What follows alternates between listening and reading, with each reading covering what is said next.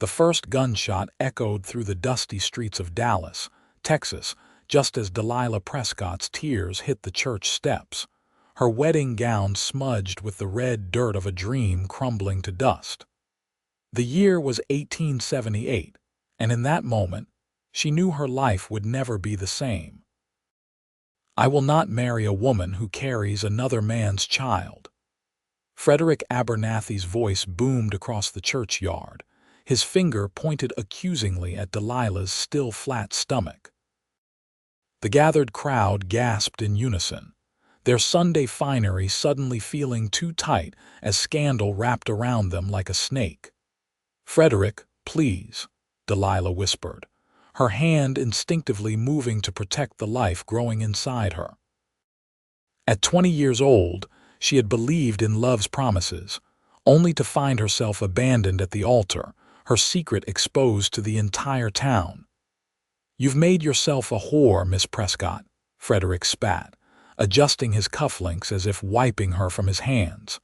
"No decent man would have you now." The second gunshot came from the edge of the crowd, silencing Frederick's tirade. The congregation parted like the Red Sea as Yates Hawkins strode forward, his worn leather boots kicking up dust with each deliberate step. The tall cowboy holstered his pistol, the smoke still curling from its barrel after firing into the air. "That's quite enough," Yates said, his voice low but carrying across the stunned silence. At 25, the ranch hand's sun-weathered face and calloused hands spoke of hard work and harder living, but his eyes held a gentle steadiness as they locked on Delilah's tear-streaked face. "This doesn't concern you, Hawkins," Frederick sneered, straightening his expensive suit jacket. "This woman deceived me. Then she's perfect for me," Yates interrupted, stepping between Delilah and her would-be groom. The words hung in the air, simple but resolute. "If you're fool enough to throw away a woman like Miss Prescott, then I reckon that's my good fortune." Delilah looked up at the stranger, confusion mixing with the hurt in her eyes. She had seen him around town. Of course Dallas wasn't large enough to be a stranger to any face, but they had never exchanged more than polite nods at the general store. "Mr. Hawkins," she began, her voice trembling, "you don't understand, I understand enough," he replied quietly, offering his hand. "A lady shouldn't have to stand alone on a day like this." Frederick laughed coldly. "You want my leavings, cowboy?" A fallen woman carrying God knows whose bastard. In one fluid motion, Yates had Frederick by his starched collar, lifting the smaller man until his polished shoes barely touched the ground. "I suggest you walk away now, while you still can," he said evenly, though the steel in his voice made more than one man in the crowd step back. When he set Frederick down, the jilted groom straightened his suit with as much dignity as he could muster before stalking away, his parents and several others following in a huff of righteous indignation. The crowd began to disperse, whispers already spreading like wildfire. Delilah stood frozen, her wedding dress suddenly feeling like a costume in a cruel play. "Miss Prescott," Yates said gently, "may I escort you home?" "Why?" Delilah asked, her voice barely audible. "Why would you do this? You don't even know me." Yates Hawkins looked at the church, then back to her, removing his hat to reveal dark hair in need of a trim. "Madam, I've known good people who have had hard luck, and I've known mean people who have had everything handed to them. Seems to me you're the former, not the latter."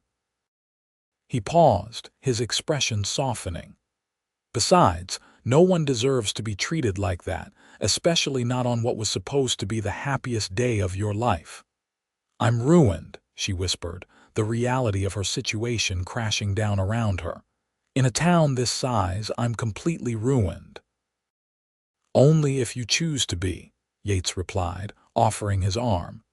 "Now, may I see you home before this heat gets any worse?"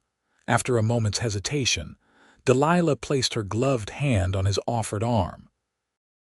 As they walked away from the church, She could feel the eyes of Dallas boring into her back, judging her with every step. But the steady presence of the cowboy beside her gave her something she hadn't expected to find today, a moment of dignity in the midst of her humiliation.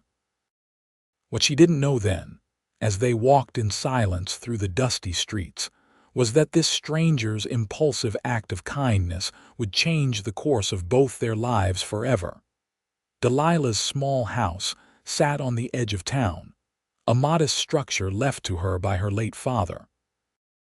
It was to this sanctuary that Yates escorted her, conscious of the curtains twitching in neighbors' windows as they passed. "Thank you, Mr. Hawkins," she said stiffly when they reached her door, her composure barely holding.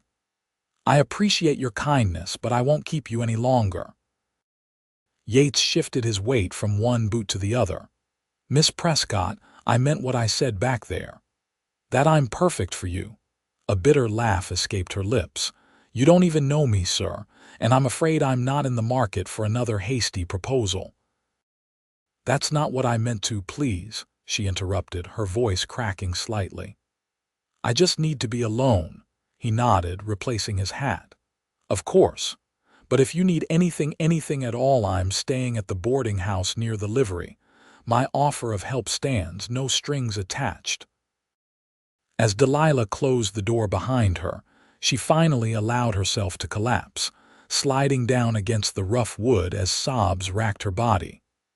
Through the window, she watched Yates Hawkins walk away, his tall figure gradually disappearing down the street.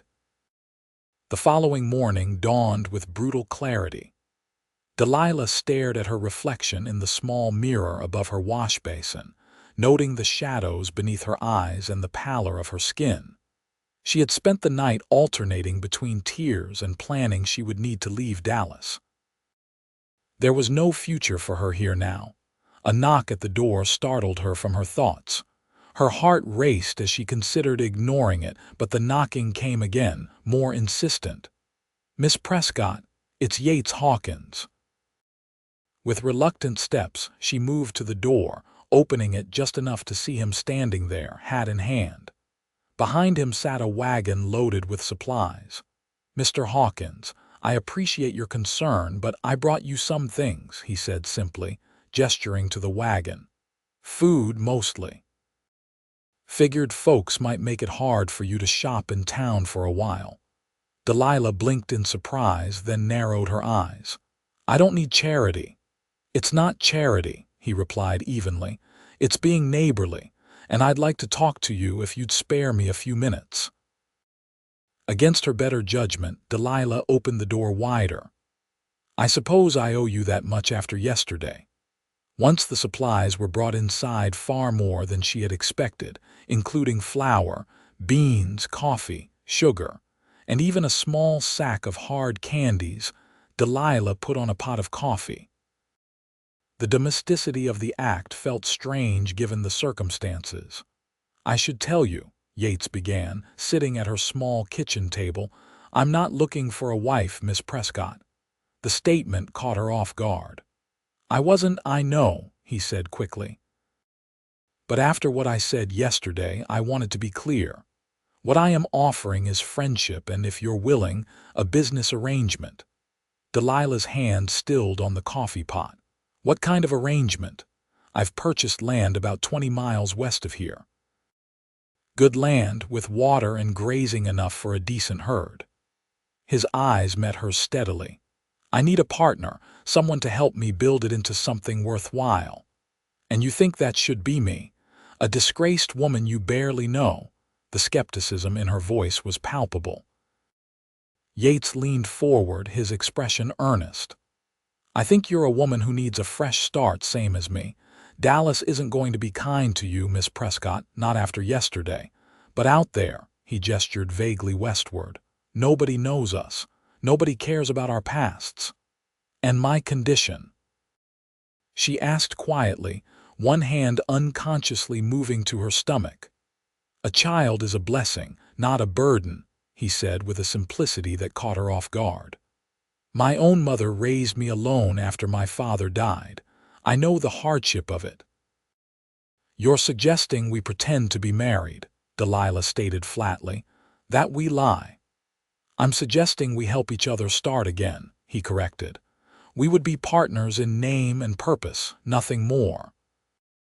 I need someone I can trust to help build a ranch, and you need somewhere safe to raise your child away from wagging tongues." Delilah studied him, trying to discern his true motives. "And what do you get out of this arrangement, Mr. Hawkins?" A shadow crossed his face. "Let's just say I have my reasons for wanting to leave town too. Nothing criminal," he added quickly, seeing her expression, "but personal." She turned away, needing a moment to think. The proposition was outlandish indecent, even but as she considered her alternatives, a desperate clarity settled over her. She had no family left, limited funds, and now a ruined reputation. A child would be coming in less than 7 months. What choice did she really have? "When would we leave?" she asked finally, her voice steady despite the turmoil inside her. "Tomorrow, if you're willing," Yates replied. "The sooner we're gone, the better for both of us." Delilah took a deep breath, weighing the madness of what she was considering.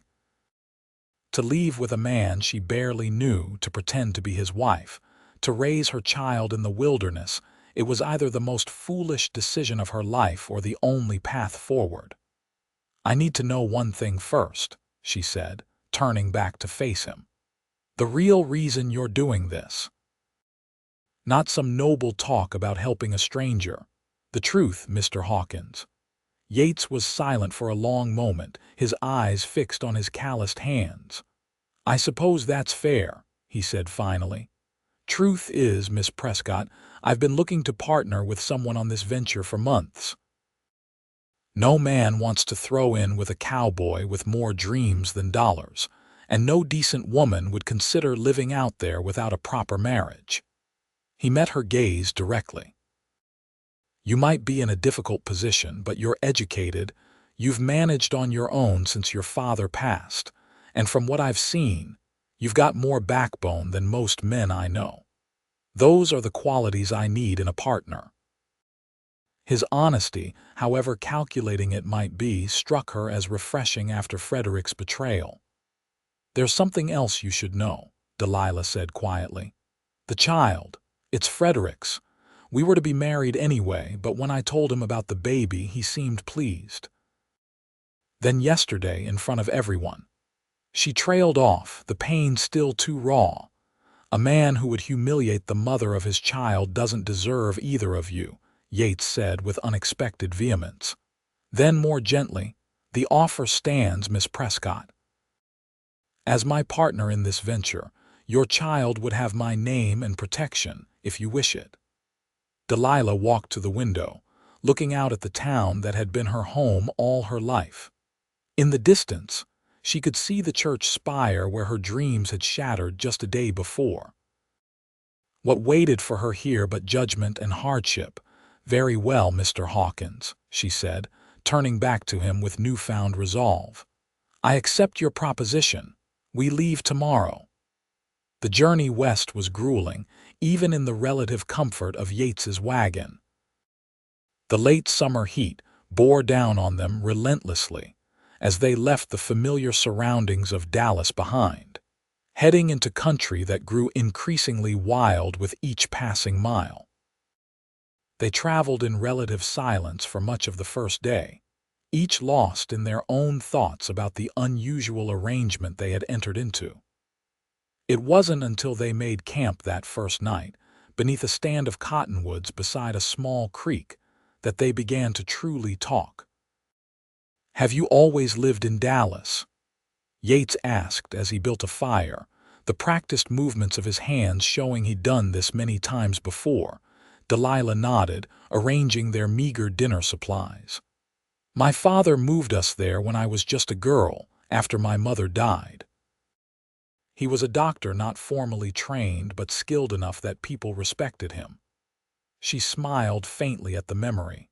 "He taught me to read using his medical books, said a woman should know as much as a man, even if society didn't agree." "Sounds like a wise man," Yates replied, glancing up at her. He was. When he passed last year, I kept the house going by taking and mending and giving reading lessons to children. Her hands stilled on the bundle of jerky she was unwrapping. I never thought I'd leave it all behind like this. You regret it already? She considered the question honestly. No, she said finally. There's nothing left for me there now. As the firelight danced across his features, Yates seemed to debate whether to share something in return. Finally, he spoke. I was born in Tennessee. My pa died in the war when I was young, and my ma raised me and my sister as best she could. The lines around his eyes deepened slightly. We lost her to fever 5 years back. My sister married and moved to California with her husband.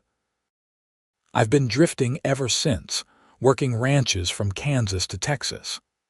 And now you want to put down roots, Delilah observed. A man can only wander so long before he starts wanting something of his own, Yates agreed, poking at the fire. I've saved every penny I could, worked extra jobs, lived lean. The land I bought isn't much by some standards, but it's good land, fertile, clean water, room to build. There was something in his voice, a quiet passion that surprised Delilah. This wasn't just an opportunistic scheme. It was a dream he'd been nurturing for years. What about you, Miss Prescott? What were your dreams before? He trailed off, clearly not wanting to mention her failed wedding. Delilah, she said abruptly. If we're to be partners in this venture, you might as well use my given name, he nodded. Yates, then. As for my dreams, she continued, wrapping her shawl tighter around her shoulders as the evening air cooled, they were simple enough. A home, children, books. The usual things a woman is supposed to want. Her laugh held no humor. I suppose I'll still have most of that, just not in the way I imagined.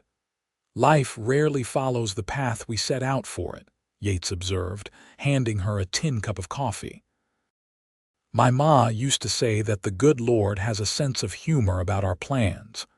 Your mother sounds like she was a wise woman. The wisest, he agreed with a fond smile. She'd have liked you, I think. The compliment, simple as it was, brought a flush to Delilah's cheeks that she blamed on the fire's warmth. As the night deepened around them, they gradually shared more of themselves, small details. Nothing too revealing, but enough that by the time they retired to their separate sleeping arrangements, Delilah in the wagon, Yates on the ground nearby, they felt less like strangers thrown together by circumstance and more like tentative allies facing an uncertain future. The journey continued for 3 more days, each one bringing them deeper into the wild country west of Dallas. The terrain grew more rugged, the settlements fewer and farther between. Delilah found herself studying Yates as they traveled, the confident way he handled the team of horses, the respectful manner in which he interacted with people they met along the way, the quiet competence that seemed to define him. By the 4th day, when Yates announced they were approaching his land, Delilah felt a curious mixture of apprehension and anticipation. What kind of life awaited her in this remote place with a man she was still getting to know? There it is, Yates said as they crested a rise in the late afternoon.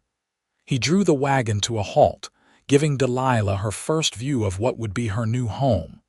Below them stretched a valley, verdant despite the late summer heat, with a clear creek winding through it like a silver ribbon. A stand of oak trees provided natural shelter on one side, while open grassland rolled toward distant hills on the other. In the center, near the creek, stood a small cabin, little more than a one-room structure with a stone chimney. It's not much, Yates said, watching her reaction carefully. But it's solid. The previous owner built it before deciding the life was too hard and selling out. With some work, we can expand it before winter sets in. Delilah took in the scene before her, trying to imagine making a life here. It was beautiful in its wild way, far from the judging eyes of society, yet the isolation of it struck her forcefully. "The nearest town?" she asked quietly. "Settlement called Clearwater, about 10 miles east," Yates replied. "Small but growing.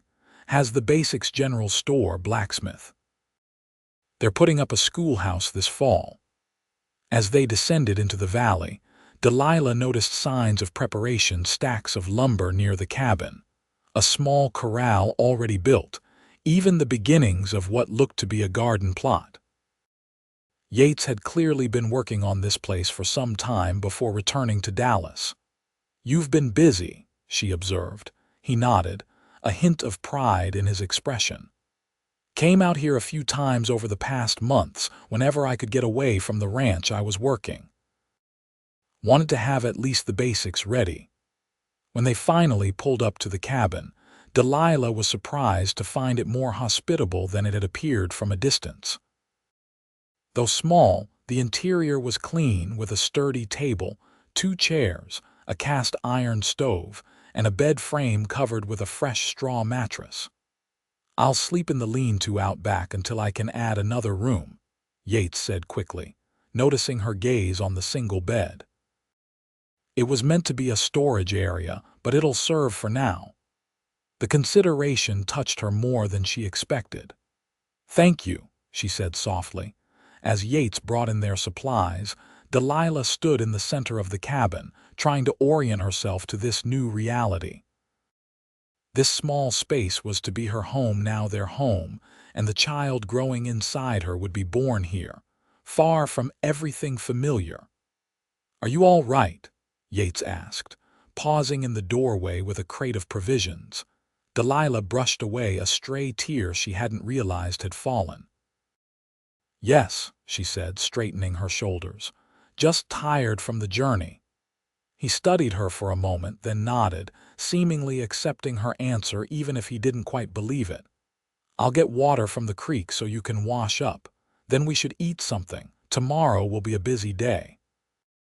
Left alone, Delilah moved to the small window, watching as Yates headed toward the creek with buckets in hand. His tall figure moved with purpose against the backdrop of the wild landscape, a man entirely in his element. What had she done, tying her fate to this virtual stranger? Was she trading one form of uncertainty for another, perhaps more dangerous kind?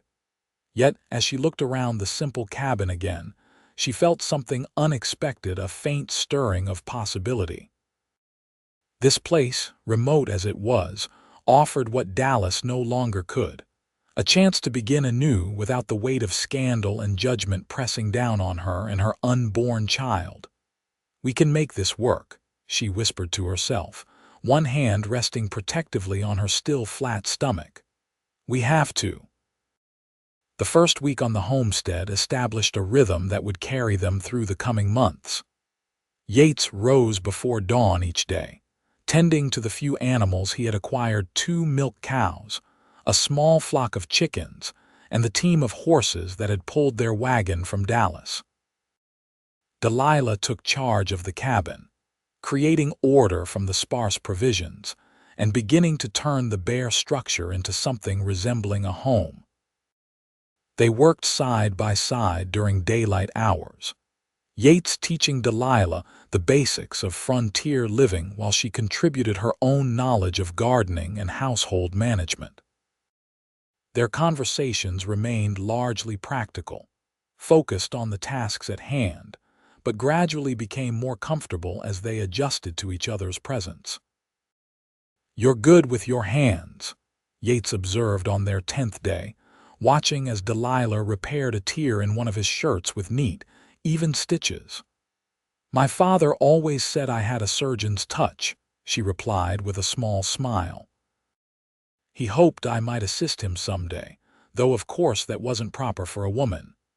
Yates leaned against the doorframe, wiping sweat from his brow after spending the morning expanding the corral.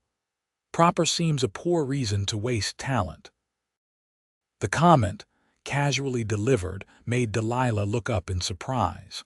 Frederick had always dismissed her interest in her father's medical books as unseemly, a quirk to be tolerated but ultimately discouraged.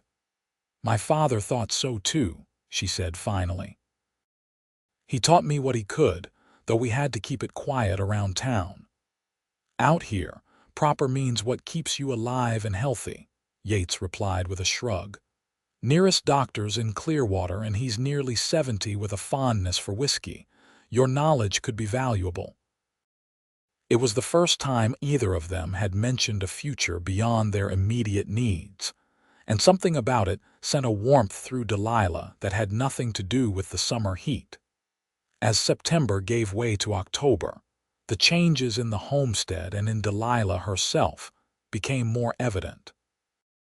The cabin now boasted curtains made from flour sacks, a small bookshelf Yates had constructed from leftover lumber, and a collection of wild flowers in a jar on the table.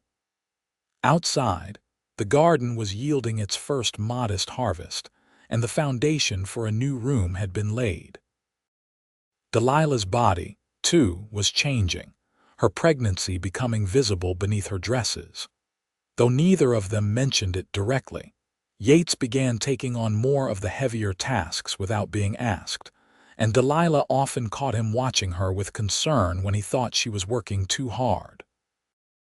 Their first real test came in mid-October, when Yates announced they needed supplies from Clearwater. The trip would take a full day, meaning Delilah would be alone at the homestead overnight. "I don't have to go," he said, clearly reluctant to leave her. "We could manage a while longer." "Don't be ridiculous," Delilah replied, more sharply than she intended.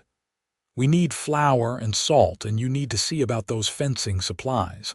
I'm perfectly capable of looking after myself for one night." "I know that," he said quietly, "but if anything were to happen—" The genuine concern in his eyes softened her response. "I'll be fine, Yates. The cabin has a good lock, and you taught me how to use the rifle." She offered a reassuring smile. "Besides, my condition isn't so advanced that I can't manage." He nodded reluctantly. "I'll leave at first light then. Should be back by nightfall tomorrow if the weather holds."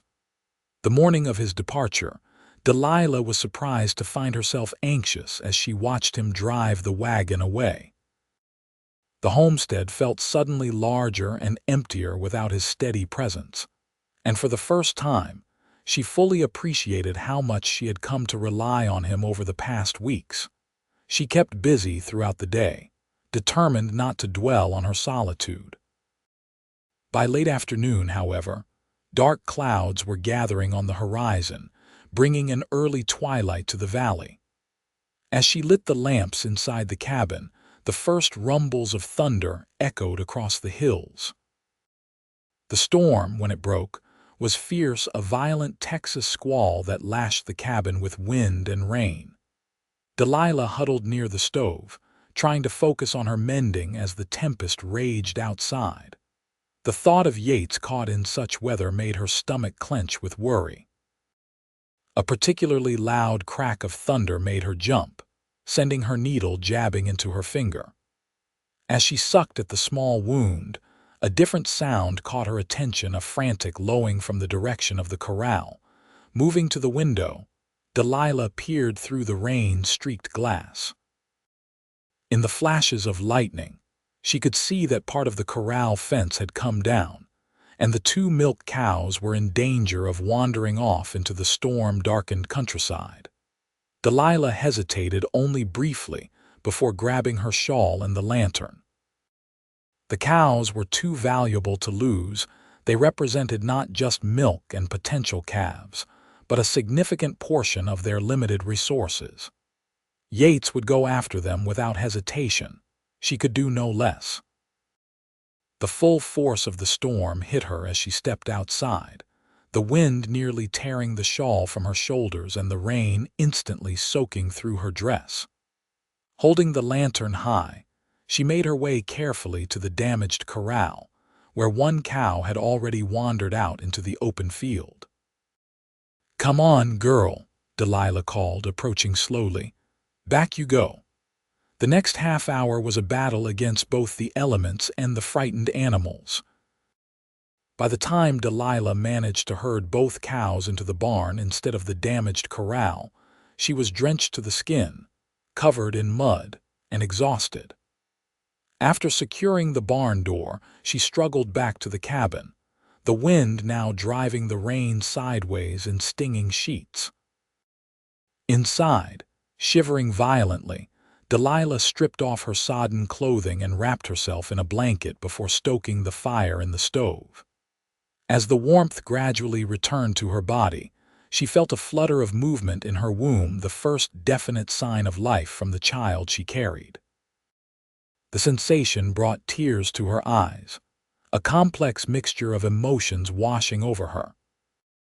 Pride at having handled the crisis alone, fear at the vulnerability of her situation, and a strange, unexpected longing for Yates to return not just as her partner in this venture, but as someone to share this moment with. The realization unsettled her. When had the cowboy become more than just a convenient arrangement? When had his opinion, his presence, begun to matter so much? Delilah pushed the thoughts aside, attributing them to the stress of the evening and her condition. Still, as she finally crawled into bed, the empty cabin seemed to echo with an absence she hadn't anticipated feeling so keenly. Yates returned the following evening, driving the wagon through the mud left by the storm, his face lined with fatigue and worry. When he saw Delilah waiting on the cabin's small porch, the relief in his expression was palpable. "The storm caught me in Clearwater," he explained as he climbed down from the wagon. "Sheriff wouldn't let anyone leave town once it hit. Road's been a mess of mud all day." His eyes scanned her face. "Are you all right? The homestead?" "We're fine," Delilah assured him, then hesitated. Though there was a bit of excitement with the corral fence coming down, "The cows are in the barn." Yates frowned, clearly catching something in her tone. "What happened?" Delilah described the previous night's adventure, trying to downplay the difficulty and danger. But Yates's expression grew increasingly troubled as she spoke. "You shouldn't have gone out in that," he said when she finished, his voice tight. "Not in your condition. If you'd fallen or if the cows had panicked." "What was I supposed to do? Let them wander off?" Delilah countered, bristling at his tone. "They're our livelihood. They're replaceable, you're not." The words came out harsher than he likely intended, but the intensity behind them silenced Delilah's retort. For a moment, they stood in awkward silence, the air between them charged with an emotion neither seemed prepared to name. Then, Yates sighed, running a hand through his rain-dampened hair. "I'm sorry," he said, his voice softer. I was worried the whole way back, thinking about you here alone during that storm." The simple admission dissolved Delilah's defensive posture. "I was worried about you two," she confessed quietly. Their eyes met, and something shifted between them, a subtle realignment of their relationship that both acknowledged without words. They were no longer just two strangers bound by a convenient arrangement. They had become something more, people who worried for each other's safety, who missed each other's presence. "Come see what I brought from town," Yates said finally, breaking the moment. "Got everything on our list, plus a few surprises."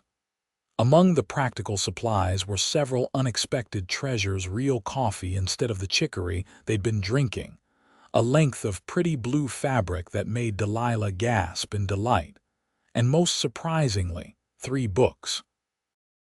"The general store had them," Yates explained somewhat awkwardly as Delilah ran her fingers reverently over the volumes. "Figured you might like something to read during the long evenings." The thoughtfulness of the gesture touched her deeply. "Thank you," she said simply. But the warmth in her eyes conveyed far more than the words. As October gave way to November, the true nature of frontier life revealed itself in both its harshness and its moments of unexpected beauty. The work was constant preparing for winter, consumed their days as they stored food, reinforced the cabin's walls, and completed the additional room that would serve as Yates's sleeping quarters. Yet there were moments of grace amid the labor. Evenings spent reading aloud by lamplight, Yates's deep voice bringing the stories to life while Delilah sewed baby clothes from the blue fabric.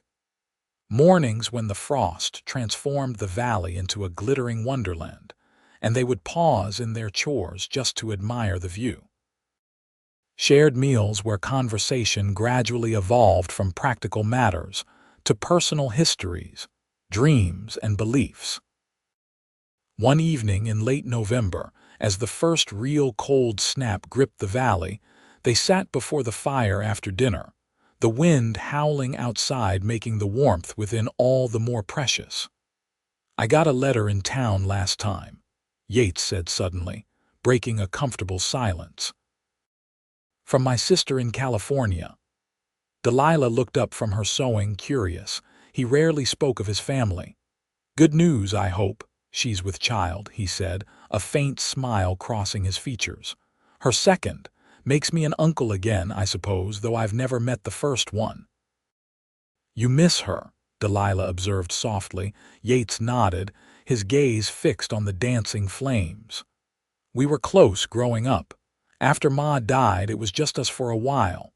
He paused, something wistful crossing his expression. "She wants me to visit someday to meet her husband and children." "You should," Delilah said. "Family is precious." "What about you?" Yates asked, turning to look at her directly. "Any family left besides your father?" Delilah shook her head. "My mother died when I was 8. There was a brother, but he didn't survive infancy. My father had a brother in St. Louis, but we lost touch years ago." Her hands stilled on her sewing. "I sometimes wonder what my father would think of all this of me here." "What do you think he'd say?" Yates asked gently. Delilah considered the question seriously. "I think he'd be concerned about the hardship, but pleased that I found a way forward with dignity." She glanced at Yates.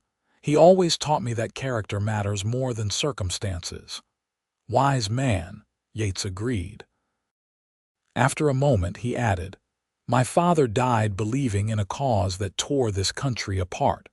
My mother never stopped loving him, but she taught us that a person's worth isn't in their beliefs, but in how they treat others." He shifted in his chair. "That's why I couldn't just stand by that day at the church. The way they were treating you, it wasn't right." The mention of that day, something they rarely discussed, brought a flush to Delilah's cheeks. "You never asked," she said quietly, "about the child's father, about what happened." "Figured you'd tell me if you wanted to," Yates replied simply. Delilah set aside her sewing, her hands moving to rest on her now prominent belly. "Frederick and I grew up together," she began, the words coming slowly at first. "After my father died, his family was kind to me, or so it seemed. We began courting last spring, and when he proposed, I thought it was because he loved me." Her voice grew harder. "I was naive. His father wanted my father's house and land. It's near their property and would have been valuable to them. Frederick was following orders, not his heart." She took a steadying breath. "When I discovered I was with child, I told him immediately, thinking it would simply hasten the wedding. He seemed pleased enough in private, but as the wedding approached, I noticed changes in him, coldness, even cruelty at times." "And then he humiliated you publicly," Yates concluded, his jaw tightening. Delilah nodded, tears pricking at her eyes despite her resolve to remain composed. "I believe his father ordered it. Once I was disgraced, no one would question if the Abernethys purchased my property for a fraction of its worth. I would have had no choice but to sell and leave town." "Bastards," Yates muttered, then immediately looked apologetic. "Forgive my language." Despite everything, Delilah found herself smiling slightly. "It's an accurate description." Her expression grew serious again. "I've never told anyone this. In Dallas, who would have believed me over the Abernathys? I believe you, Yates said simply, the conviction in his voice warming something inside her. They sat in silence for a moment, the crackling of the fire the only sound between them. Then Yates spoke again, his voice different, hesitant, almost vulnerable. "There's something I should tell you too," he said, "about why I was so eager to leave Dallas." Delilah waited, watching as he struggled to find the words. "I was working for the Bar T Ranch," he began. "Had been for nearly 2 years. The owner, Thompson, has a daughter, Eliza. She's 19, pretty headstrong." He paused, discomfort evident in his posture. "She took a fancy to me, though I never encouraged it. When her father found out, he was furious, accused me of trying to seduce her for her inheritance." "That's absurd," Delilah said immediately, surprising herself with the vehemence of her reaction. Yates's mouth quirked in a humorless smile. "Absurd but dangerous. Thompson has influence in Dallas, friends in law enforcement, business connections. He made it clear that my continued health depended on me disappearing." His eyes met Delilah's. "I'd already purchased this land, was planning to leave soon anyway. But when I saw what happened to you at the church, I recognized another person being unfairly condemned." The revelation explained so much: his eagerness to leave Dallas, his understanding of her situation, perhaps even his impulsive offer of partnership. "So we're both running from something," Delilah said softly. "Not running," Yates corrected. "Building something new, there's a difference." As their eyes held across the small space between them, Delilah felt something shift once again, another layer of pretense falling away, leaving a deeper understanding in its place. They were no longer just convenient allies. They were confidants, perhaps even friends, bound by shared secrets and mutual respect. The child chose that moment to kick vigorously, making Delilah gasp softly. Without thinking, she reached for Yates's hand, placing it on her belly. "Feel," she whispered. His eyes widened as he felt the movement beneath his palm.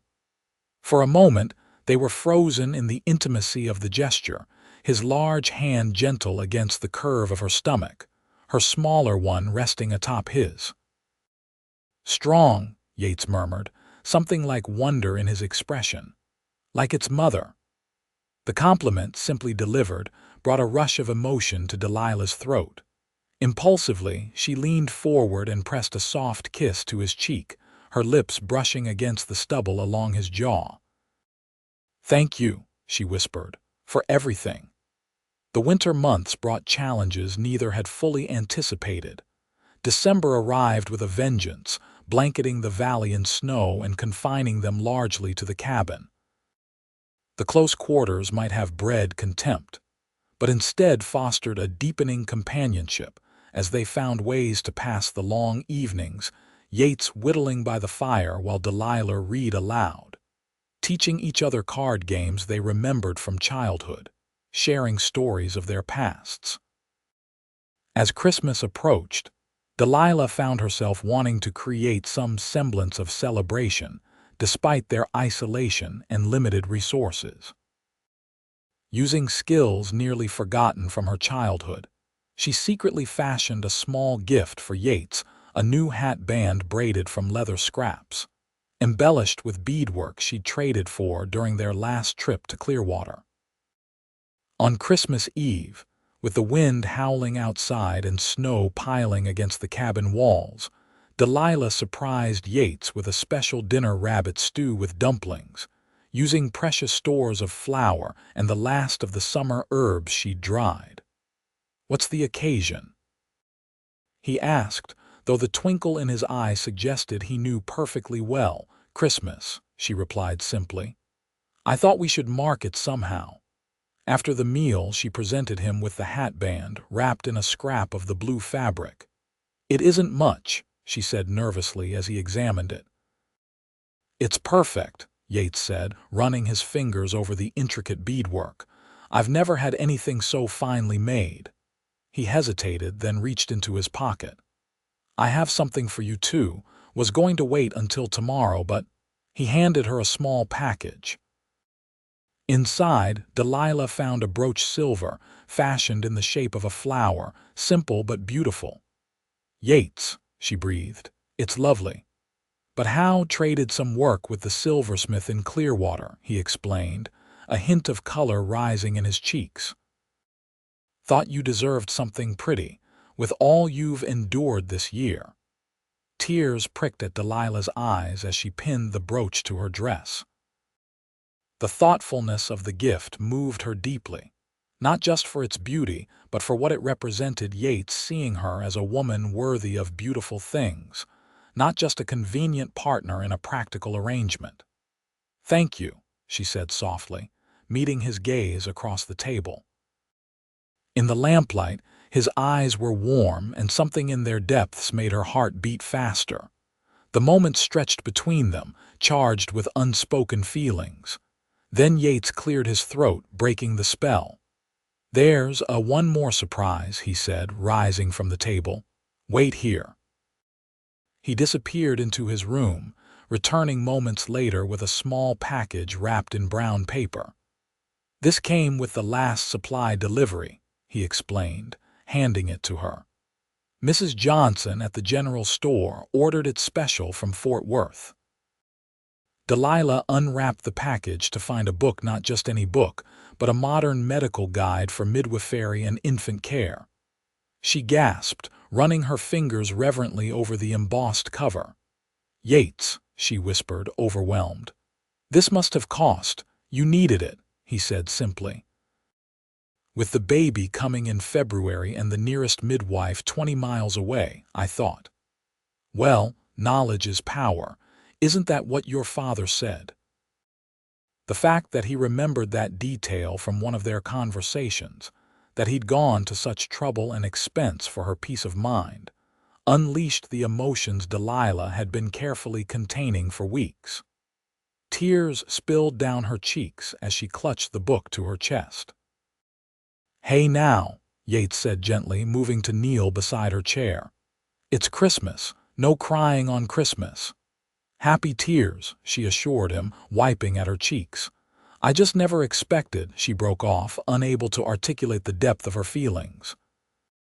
Yates reached up, brushing a tear from her cheek with his thumb. The tender gesture seemed to surprise him as much as it did her, his hand lingering against her skin. "Delilah," he said softly, her name a question on his lips. In answer, she leaned down, closing the distance between them. Their lips met in a tentative kiss, gentle and questioning at first, then deepening as Yates rose to his feet, drawing her up with him. When they finally parted, both slightly breathless, Yates rested his forehead against hers. "I didn't plan for this," he confessed quietly. "When I made that offer in Dallas, I never imagined." "Neither did I," Delilah whispered, "but I'm glad it happened." His arms tightened around her, careful of her advanced pregnancy. "Me too," he said simply, before claiming her lips again in a kiss that spoke of growing affection and the promise of something deeper. That night marked a turning point in their relationship. Though Yates still slept in his separate room, respecting the boundaries of their original arrangement, their days were now filled with small touches, shared smiles, and the growing certainty that their partnership had evolved into something neither had expected but both increasingly cherished. January brought more snow and increasingly frigid temperatures. As Delilah's pregnancy advanced into its final weeks, her discomfort grew, making sleep difficult and movement cumbersome. Yates shouldered more of the daily chores without being asked, his concern for her evident in 100 small ways, ensuring the cabin was always warm, fashioning a more comfortable chair for her from an old barrel and some blankets, reading to her from her favorite books when her back ached too much for her to focus on the words herself. They made one final trip to Clearwater before the baby's arrival, stocking up on supplies and ensuring they had everything the medical guide recommended for the birth. The journey, though only 10 miles each way, exhausted Delilah, and she was grateful for Yates's strong arm supporting her as they made their purchases at the general store. Mrs. Johnson, the storekeeper's wife, watched them with curious eyes. It was their fourth visit to Clearwater since settling in the valley, and the townspeople had accepted their story of being a married couple without much question. Still, Delilah sometimes caught speculative glances, particularly when people noticed the timing of her pregnancy in relation to their arrival. "When's the little one due?" Mrs. Johnson asked as she wrapped parcels of sugar and coffee. "February," Delilah replied, one hand resting on her pronounced belly. "First baby's always the hardest," the older woman observed. "You got someone to help you through it." Before Delilah could respond, Yates stepped forward. "She has me," he said, his voice carrying a protective note that left no room for further questions. Mrs. Johnson raised an eyebrow but nodded. "Well, if you need anything at all, you send your man here to fetch me. I've helped bring more babies into this world than I can count." "Thank you," Delilah said sincerely, touched by the offer. "We appreciate that." As they drove home through the snow-covered landscape, Delilah found herself contemplating the reality of what lay ahead. In a matter of weeks, she would bring a child into the world, Frederick's child, though she found herself thinking of it less and less in those terms. The baby had become simply hers, and increasingly, in some undefined way, Yates's as well. "You're quiet," Yates observed as the homestead came into view, smoke curling from the cabin's chimney where they'd banked the fire before leaving. "Just thinking about the baby," Delilah admitted. "About what happens when it arrives." Yates glanced at her, his expression careful. "Are you worried about the birth?" "A little," she conceded. "But more about after, about what this child will call you, how we explain." She trailed off, uncertain how to express the complex web of emotions surrounding their unusual situation. Yates guided the horses to a halt before the cabin, turning to face her fully. "What would you like the child to call me?" he asked directly. The question caught Delilah off guard. I don't know," she admitted. "Our arrangement was practical, but now it's more," Yates finished for her, his voice gentle but certain. "At least it is for me." The simple declaration made Delilah's heart race. "For me too," she whispered. Yates took her gloved hand in his. "Then let me be clear. I want to be a father to this child in every way that matters. Not just in name, but in truth." His eyes held hers steadily. "And I want to be more than a partner to you, Delilah, if you'll have me." The sincerity in his voice brought tears to her eyes. "Are you asking? I'm asking if you'll marry me," Yates said, the words rushing out as if he'd been holding them back for too long. "Not just on paper or in the story we tell others, but in our hearts. A real marriage." For a moment, Delilah couldn't speak, overwhelmed by the emotions flooding through her. This wasn't the proposal she'd once dreamed of as a young girl, yet somehow it felt more genuine, more meaningful than anything she could have imagined. "Yes," she finally managed, her voice thick with tears. "Yes, Yates, I will marry you." His face broke into a smile so radiant it seemed to warm the winter air around them. Leaning across the wagon seat, he kissed her with a tenderness that spoke volumes about his feelings. "I love you," he whispered against her lips. "Have for a while now, I think." "I love you too," Delilah replied, the words feeling both new and completely natural. "More than I thought possible." They were married 3 days later in Clearwater's small church, with the minister and his wife as witnesses. The ceremony was brief, the words traditional, but as Delilah and Yates exchanged vows, there was nothing conventional about the journey that had brought them to this moment. Delilah wore her best dress, altered to accommodate her advanced pregnancy, and the silver flower brooch Yates had given her for Christmas. Yates wore his Sunday shirt and the hat adorned with her handmade band. They exchanged simple rings purchased from the general store, tokens more precious for the feelings behind them than for their monetary value. "You may kiss your bride," the minister announced, and when Yates's lips met Delilah's, she felt a sense of rightness of coming home that she had never experienced before. As they drove back to the homestead through the winter landscape, now truly husband and wife, Delilah felt a contentment she would have thought impossible a few months ago. The cabin that awaited them was small, their future uncertain in many ways, but she faced it with a certainty that had been missing from her life for too long. "Happy?" Yates asked, his arm around her shoulders as he guided the horses with his free hand. "More than I can say," she replied, leaning into his warmth. "Though I think your son or daughter is getting impatient." She placed his hand on her belly where the baby was kicking vigorously, strong-willed, Yates observed with a grin, like its mother. "And stubborn as its father," Delilah countered affectionately. As they crested the rise overlooking their valley, the setting sun cast a golden glow across the snow-covered landscape. Their cabin, with smoke rising steadily from the chimney, looked like a haven of warmth and promise. "It's beautiful," Delilah murmured, taking in the scene.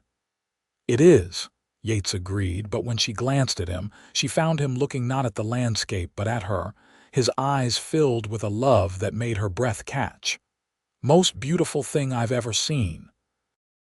The baby arrived 2 weeks later, in the middle of a clear, cold February night. Delilah woke to the first pains shortly after midnight, the contraction starting as a dull ache that gradually sharpened into something more insistent. She lay quietly for a time, timing the intervals as the medical guide had instructed, before finally waking Yates. "It's time," she said simply when he appeared in the doorway, instantly alert despite the late hour. What followed were 18 hours of labor, a grueling marathon that tested Delilah's strength and Yates's composure in equal measure.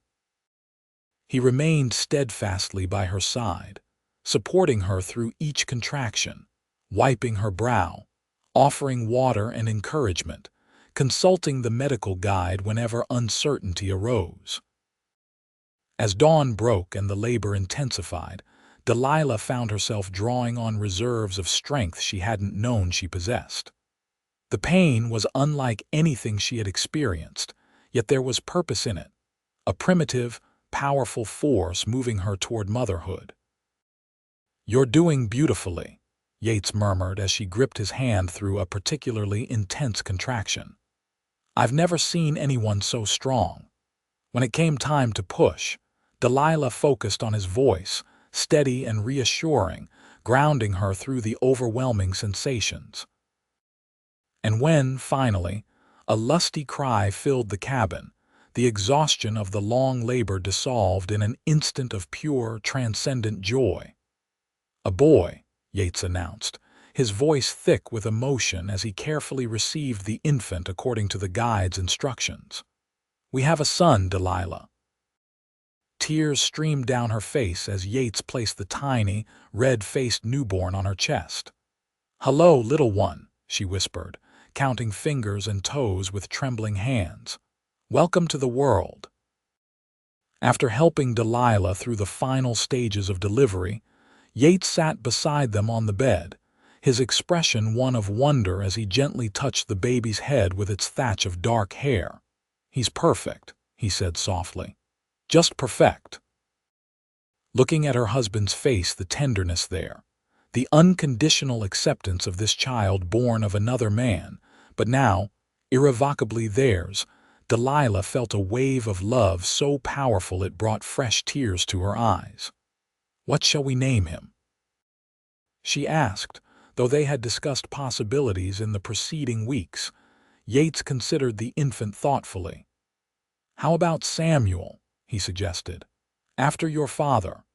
The thoughtfulness of the gesture honoring the man who had raised her with such care touched Delilah deeply. Samuel Hawkins, she tried the name aloud. It's perfect. Samuel Yates Hawkins, Yates amended with a gentle smile. If that's all right with you. Delilah nodded, too overcome to speak. In that moment, as the three of them huddled together in the warmth of the cabin while winter reigned outside, she felt the completion of a circle that had begun on the church steps in Dallas. What had started as humiliation and despair had transformed, against all odds, into a family bound not by obligation but by genuine love. The days following Samuel's birth passed in a blur of exhaustion, wonder, and adjustment. The baby proved to have healthy lungs and a hearty appetite, keeping Delilah busy with frequent feedings while she recovered from the birth. Yates took over nearly all the homestead chores, coming in regularly to check on mother and child, his face softening every time he laid eyes on his son. For that was how he thought of Samuel, not as Frederick Abernathy's child or as a convenient fiction, but as his son in every way that mattered. Delilah watched with growing emotion as Yates sang to the baby while she rested, held him with hands that seemed impossibly large against the tiny form, and spoke to him about the ranch they were building and the life that awaited him. "He's going to need a proper cradle," Yates announced one evening about a week after the birth, as they sat before the fire with Samuel sleeping in Delilah's arms. "Been thinking about the design. Figured I could start on it tomorrow." "You don't have to do that," Delilah protested gently. "The drawer works fine for now." They had been using a padded drawer from the dresser as a makeshift crib. "My son deserves a proper cradle," Yates replied with a firmness that brooked no argument. "Besides, it'll be something he can pass down to his own children someday." The casual reference to a future stretching decades ahead, a future they would build together, warmed Delilah to her core. This was what she had always wanted without fully understanding it. Not just a husband or a home, but a partner in creating a legacy that would outlast them both. Spring arrived with a gentle persistence, melting the snow and awakening the valley to new life. As the weather warmed, Delilah began taking Samuel outside for short periods, showing him the world that would be his home. The baby thrived, growing stronger each day, his dark eyes so like Yates's, taking in everything with a solemn curiosity that made both parents smile. With the changing season came new challenges and opportunities. Yates began the process of expanding their small herd, purchasing additional cattle with money saved from their careful management over the winter. The garden needed planting, the cabin required repairs after the harsh winter, and plans for a proper barn could no longer be delayed. Yet amid the work, there were moments of pure contentment that Delilah treasured. Yates teaching her to ride the gentle mare he'd acquired for her, family meals on the cabin's small porch as the evening cooled, watching her husband rock their son to sleep while humming old trail songs. One warm May evening, as they sat outside enjoying the lengthening twilight, Samuel sleeping peacefully in the cradle Yates had crafted with such care, Delilah voiced a thought that had been forming for some time. "I've been thinking about the future," she began, her fingers intertwined with her husband's, "about what we're building here." Yates squeezed her hand encouragingly. "What about it?" "My father's medical books," she said, the words coming more confidently now. "I've been studying them again, along with the midwifery guide. There's no doctor closer than 20 miles, and even he's getting on in years." "You're thinking of practicing medicine?" Yates asked, his tone curious rather than dismissive. Delilah nodded. "Not formally. I know that would be difficult for a woman, but I could help with births, treat common ailments. My father taught me more than most people realized." She glanced at him uncertainly. "What do you think?" "I think it's a fine idea," Yates said without hesitation. You have the knowledge and the compassion for it, and God knows the people around here could use the help." His immediate support, offered without qualification or concern for conventional propriety, reinforced what Delilah had come to know about the man she'd married, that his respect for her was genuine and unconditional. "There's something else," she added, a hint of nervousness creeping into her voice. "I'd like to write to my father's brother in St. Louis to let him know about Samuel, about our life here." She paused. "About you." "Of course," Yates agreed readily. "Family should know each other, even across distances." Delilah hesitated, then pressed on. "And I think we should go to California next year if we can manage it, to meet your sister and her family." Yates's eyes widened slightly in surprise. "That's a considerable journey with a young child." "But an important one," Delilah countered. "Samuel should know his aunt and cousins, and I." She smiled softly. "I'd like to meet the woman who helped shape the man I love." Yates lifted their joined hands to his lips, pressing a kiss to her knuckles. "We'll find a way to make it happen," he promised. "Perhaps after the fall cattle sale, when we have some extra funds." As they sat together in the gathering darkness, the future stretching before them full of possibilities neither could have imagined a year ago, Delilah marveled at the strange and wonderful path that had led her here. From humiliation on the church steps to contentment on this homestead, from a bride rejected to a wife cherished, the journey had been neither easy nor expected, but infinitely more rewarding than the conventional life she'd once envisioned. Inside the cabin, Samuel stirred and began to fuss. As Delilah rose to tend to him, Yates caught her hand, pulling her down for a quick, tender kiss. "I love you," he said simply. "Both of you more than I ever thought possible." "And we love you," she replied, her heart full to bursting. "Our protector, our provider." "Your partner," he finished for her. "Always." As summer bloomed across the valley, transforming their homestead with vibrant life, the small family settled into a rhythm that felt both miraculous and entirely natural. The cabin, expanded now with a proper kitchen and a small room for Samuel, became truly a home filled with laughter, occasional tears, and the countless small moments that weave together to create a life. Delilah's skills as a healer gradually became known among their neighbors, scattered though they were across the surrounding countryside. First came Mrs. Peterson from the next valley over, desperate for help with her feverish child when the doctor in Clearwater was away. Then the Johnsons, when Mr. Johnson sliced his hand badly while mending a fence. By midsummer, Delilah had assisted with 2 difficult births, set a broken arm, and treated countless minor ailments, earning both gratitude and respect from the community. Yates supported her efforts without reservation, building her a small shelf for her growing collection of medical supplies, and often caring for Samuel when she was called away. His own work prospered as well, the herd increasing steadily, the first crops showing promise, and plans for the future taking solid shape as their hard work began to show tangible results. Samuel grew from a newborn to an active infant, his personality emerging more clearly with each passing day. He had Delilah's smile and curious nature, but something in the set of his jaw and the steadiness of his gaze reminded her increasingly of Yates' evidence that family was created by love and presence, not merely by blood. "He tried to crawl today," Delilah told Yates one evening as they sat on the porch after putting the baby to sleep. "Didn't get far, but he's determined. He'll be into everything before we know it," Yates predicted with a proud smile. "We'll need to make some changes around here to keep him safe." "Already thinking ahead," Delilah teased, leaning against his shoulder. "Have to," he replied, wrapping an arm around her. "Especially with the new little one coming." Delilah stilled, turning to look at him in surprise.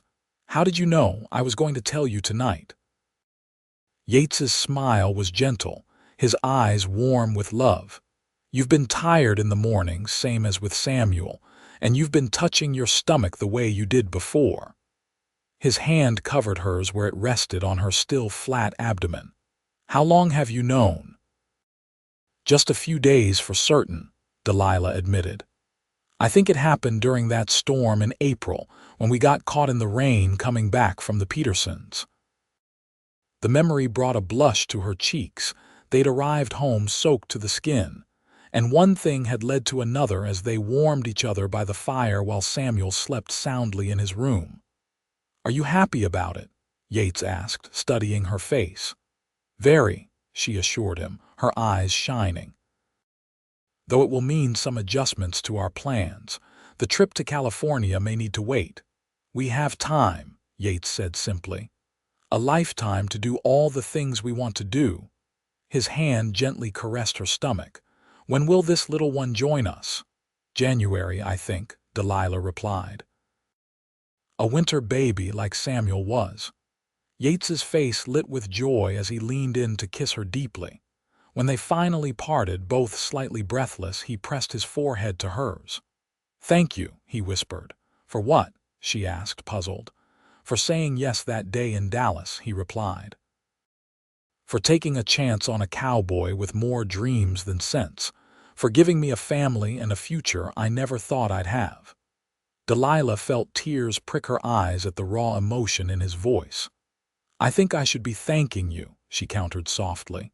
"You saved me that day." "No," Yates corrected gently. "We saved each other." As the summer stars appeared overhead, bright against the velvet darkness, Delilah reflected on the strange and wonderful path that had brought them to this moment.